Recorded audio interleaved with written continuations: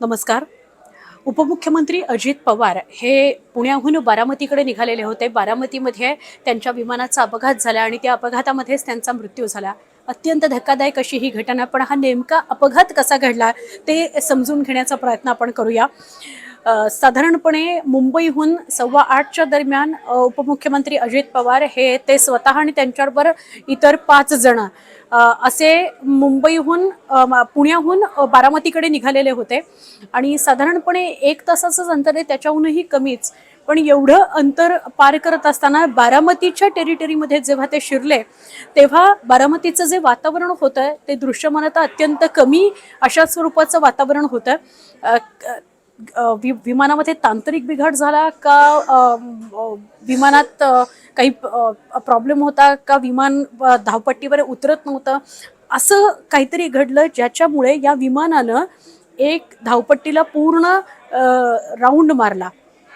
ते विमान वरच पूर्ण गोल फिरत राहिलं. असं एकदा झालं. याचा अर्थ असा घेतला जातो की त्या विमानाचं पहिलं लँडिंग जे होतं ते कॅन्सल झालं. विमान पहिल्यांदा लँड होऊ शकलं नाही आणि त्यामुळे पुन्हा एकदा वैमानिकानं प्रयत्न केला की दुसऱ्यांदा हे विमान लँड होईल. ज्या वेळेला बारामतीच्या भागामध्ये हे विमान पोचलं तेव्हा अत्यंत धुक्याची परिस्थिती होती. दृश्यमानता अत्यंत कमी होती. त्यामुळे वैमानिकाला धावपट्टी किंवा पुढचं काही दिसत नव्हतं का, अशी सुद्धा परिस्थिती होती. पण बारामती हे तसं छोटं एअरस्ट्रीप आहे, म्हणजे त्यात खूप मोठ्या प्रमाणात विमानांची ये-जा नसते. त्यामुळे काय परिस्थिती आहे ती बघून आणि मॅन्युअल लँडिंग हे वैमानिकाला करावं लागतं. त्या विमानाचं मॅन्युअल लँडिंग करावं लागतं कारण छोटं एअरस्ट्रीप आहे म्हणून. मग या विमान लँड करत असताना एकदाचा जो प्रयत्न फसला, त्याच्यानंतर दुसरा प्रयत्न वैमानिकानं केला पण तो अपयशी ठरला आणि ते विमान अपघातग्रस्त झालं. जे एक्सपर्ट्स आहेत ते असं सांगतात, म्हणजे हे जे काही ही जी काही परिस्थिती आहे किंवा नंतरचे जे AI व्हिडिओज येत आहेत आणि स्थानिकांनी जी काही माहिती दिली आहे, DGCAनी जी काही माहिती दिली आहे, त्यानुसार असं कळतंय की पहिलं लँडिंग जे होतं ते कॅन्सल झालं आणि मग पुन्हा एकदा ते विमान रनवेच्या दिशेनं वळवण्यात आलं. ते विमान पुन्हा रनवेच्या दिशेनं वळलं आणि पुन्हा एकदा ते लँड करण्यासाठी रिअलाइन करण्यात आलं. पुन्हा एकदा त्याची दिशा त्या विमानाची अशी करण्यात आली की ते लँड करता येईल. ILS नव्हतं आणि त्यामुळे वैमानिकाला विमान कुठे आहे, खाली परिस्थिती काय आहे, आपल्याला पूर्णपणे रनवे जो आहे तो दिसतो आहे की नाही, हे सगळं चाचपणी करावी लागते. तशी चाचपणी त्यानं केलेली होती, पण काहीतरी बिघाड त्याच्यासमोर, तांत्रिक बिघाड वारंवार त्याच्यासमोर दिसत होते त्या वैमानिकासमोर आणि म्हणून कदाचित त्याने सरतेशेवटी मे डे हा संदेश पाठवला.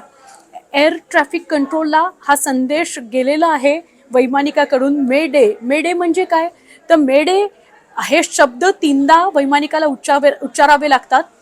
वैमानिकाने 3दा मे डे असं उच्चारणं, याचा अर्थ असा की हे विमान हे अत्यंत धोकादायक परिस्थितीत आहे, संकटाच्या परिस्थितीमध्ये आहे.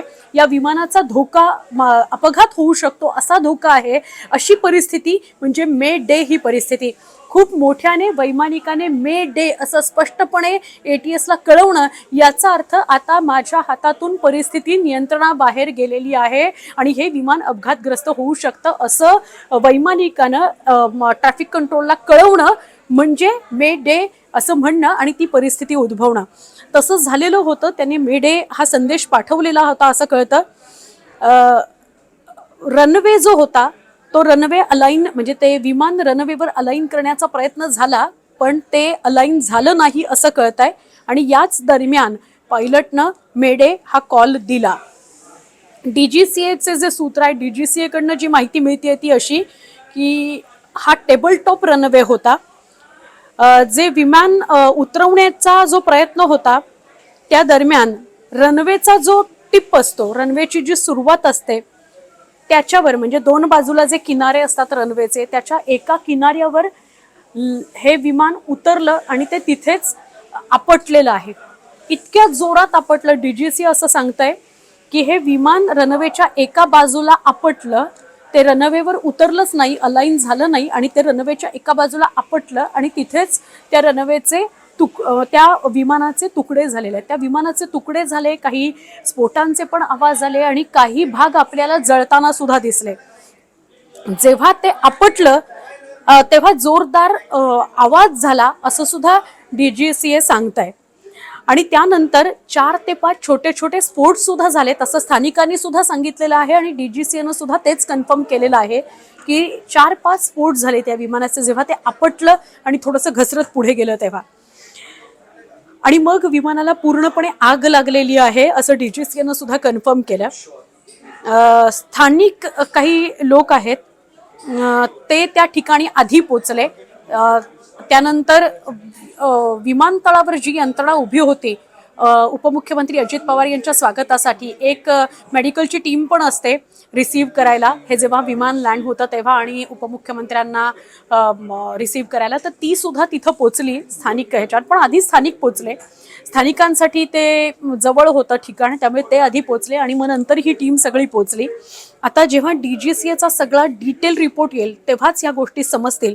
पण आत्तापर्यंत तरी आपल्याला असं कळतंय की आग इतकी भयंकर होती, म्हणजे ते जेव्हा लँड झालं, आपटलं आणि फुटलं तेव्हा आग इतकी भयंकर होती की त्या आगीच्या जवळ जाऊन त्या लोकांना वाचवणं कठीण होतं. आणि त्यामुळे उपमुख्यमंत्री अजित पवारांसह सोबतचे 4ही व्यक्ती 5ही व्यक्ती मृत्युमुखी पडलेले आहेत. यामध्ये वैमानिक होता, क्रू मेंबर होता, स्वतः उपमुख्यमंत्री अजित पवार होते, त्यांचा सुरक्षा रक्षक होता आणि त्यांचा सोबती सुद्धा होता असं कळतंय. अजून सुद्धा या सगळ्यांची नावं आता हळूहळू समोर येत आहेत. DGCAनं जो रिपोर्ट दिलाय तो गंभीर आहे.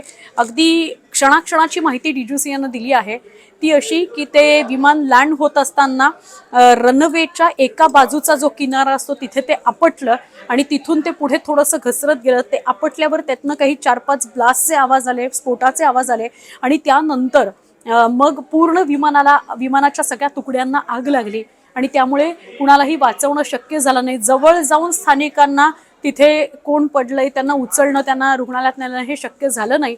जोपर्यंत यंत्रणा पोचल्या आणि रुग्णालयामध्ये नेलं तोपर्यंत परिस्थिती हाताबाहेर गेलेली होती आणि साधारणपणे अपघात झाल्याच उपमुख्यमंत्री अजित पवार यांचा या अपघातामध्ये मृत्यू झाला होता. त्याचं कन्फर्मेशन हे काही वेळाने आलं. इतका मोठा व्यक्ती गेला असेल अपघातामध्ये असाच विश्वास कोणाला बसत नव्हता. त्यामुळे ही बातमी कन्फर्म होईपर्यंत आणि ती प्रेक्षकांपर्यंत, बारामतीपर्यंत आणि महाराष्ट्रापर्यंत पोचायला कन्फर्मेशन झाल्यावरच त्याच्यावर शिक्कामोर्तब झाल्या. पण हा नेमका अपघात कसा झाला हे DGCAनं दिलेल्या या माहितीवरून थोडंसं लक्षात येऊ शकेल. या सगळ्याविषयी तुम्ही तुमच्या भावना News18 मराठीवर व्यक्त करू शकता. या व्हिडिओच्या कमेंटमध्ये सुद्धा तुम्ही तुमच्या भावना व्यक्त करू शकता. आज अत्यंत दुःखाचा असा दिवस आहे. मुख्यमंत्री देवेंद्र फडणवीस यांनी 3 दिवसांचा दुखवटा जाहीर केलेला आहे. पण अजून सुद्धा सगळ्या नेत्यांच्या, सगळ्या त्यांच्या जवळच्या लोकांच्या चेहऱ्यावरचे जर भाव तुम्ही बघाल तर ते असेच आहेत की अजित पवार गेलेत यावर विश्वास ठेवावा असंच वाटत नाहीये.